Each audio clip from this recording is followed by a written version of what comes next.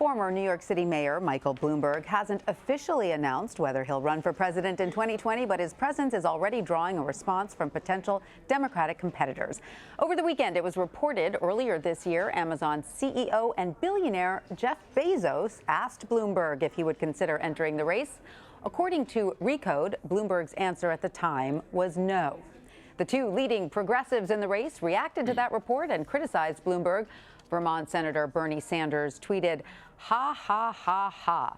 That's some real class solidarity. I'm impressed by that grassroots movement. Our campaign, on the other hand, is a real movement by and for the working class. We are going to take on the billionaire class, and we're going to defeat them." Massachusetts Senator Elizabeth Warren wrote, "One billionaire calls another billionaire and asks him to run for president. I'm shocked."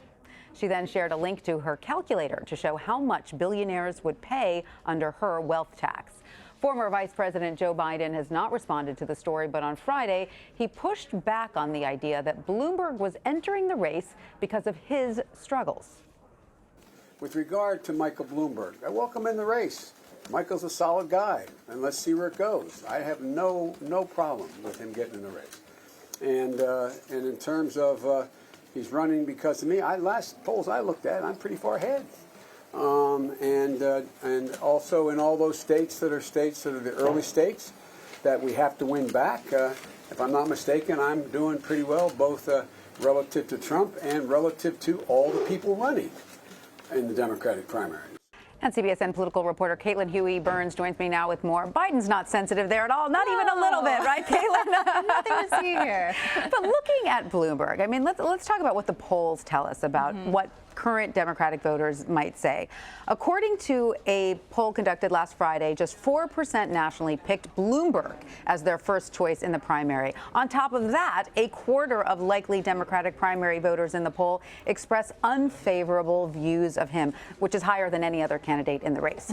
So, is it clear what Bloomberg's impact would be if he decides to run? Well, two things we know for sure, just looking at data. You mentioned those polls. We also see polls that show that a majority of these voters are happy with the choices they have. Remember, we still have a lot of candidates in this race. And the second thing we know is that billionaires are very unpopular in the Democratic Party right now. And that's why you're seeing that reaction from Bernie Sanders and Elizabeth Warren, kind of almost welcoming him into the race as a punching bag of sorts, and others kind of cautious about what they're going to say about them. Right. But I can say that after being on the ground in a lot of these early states, talking to lots and lots of voters, there really isn't a clamoring for another candidate to get in the race. They really want this field to narrow down. So while Bloomberg, as he's speculating or deciding on a run, he did file in Alabama, he will have to contend with that. And he is kind of looking at this field, according to his spokesman, and seeing some weaknesses in the potential frontrunners.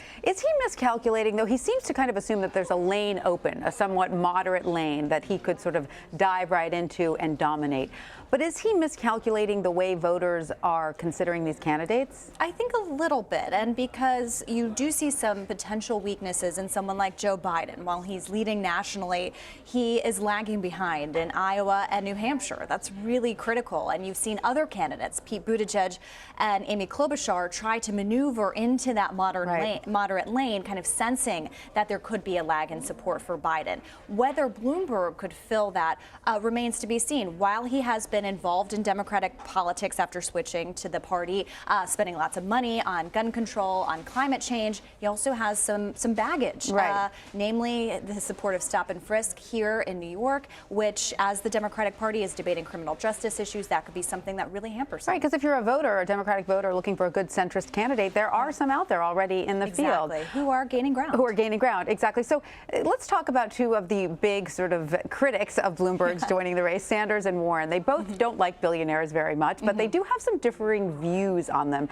Sanders has said he doesn't think billionaires should exist. Warren disagrees with that. Is their argument over billionaires and the billionaire class revealing some differences in their policy? Well, they have very similar policies, but they have different approaches as well. And now that we're getting into this phase of the campaign, we're kind of looking for nuances and looking to see if they do share a significant portion of voters. The biggest difference between them is that Bernie Sanders identifies himself as a democratic socialist. Elizabeth Warren does not. She says that she is a capitalist. Right. And this is a debate within the party that we've seen kind of early on this cycle still carrying through. So I think that's reflective of that dynamic. Let's listen to something she said during a forum in South Carolina on this very topic.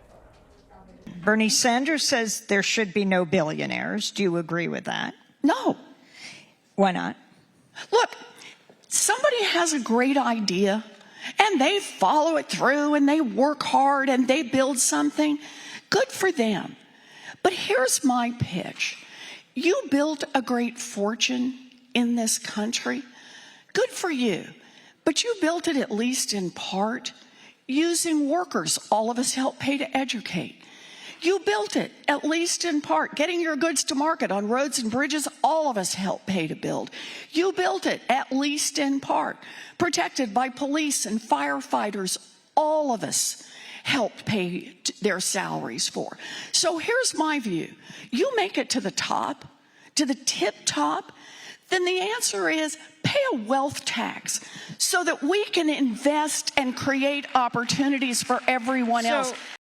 She's articulating an argument that a lot of voters hold, that no matter how brilliant your idea is, no matter how hard you work, no fortune is ever created in a vacuum, right? That it's always supported by the systems of the country. This is a key part of her stump speech, and she says it over and over in various different states. And it's something that does have an appeal among the Democratic base right now. And this is, of course, how she starts to talk about her wealth tax. But you also hear a similar line from Pete Buttigieg. I was with him in Iowa last week, and he said that he was asked at a town hall if wealthy people should pay more, and he said yes. He said that, you know, this country helps support people, and you should kind of pay it back. So you're seeing this no matter if you're in the moderate lane or in the more progressive lane. This is a common theme in the party right now. Right. All right. Now, looking at the Republicans right now, we know that New York Congressman Peter King has announced he will not seek re-election. That makes him, I believe, the 20th House Republican to retire, and I think the Dems have only seen 8 retire during this term. Is that telling us anything? Well, I think these retirements or departures are really revealing about where the Republican Party finds itself right now. You have an incumbent president, but he's very popular among Republicans. At the same time, Republicans don't have power in the House. And so a lot of these members have to assess what their future will be. This does signal that reclaiming the House for Republicans could be an uphill climb. It also comes as the impeachment inquiry is hanging over everything. And this is something that lawmakers have to repeatedly be asked about, repeatedly talk about, and weigh. Also, running with Trump at the top of the ticket could be problematic for some Republicans, although this district is leans pretty Republican. Right, for sure. I'm sure another Republican will replace him.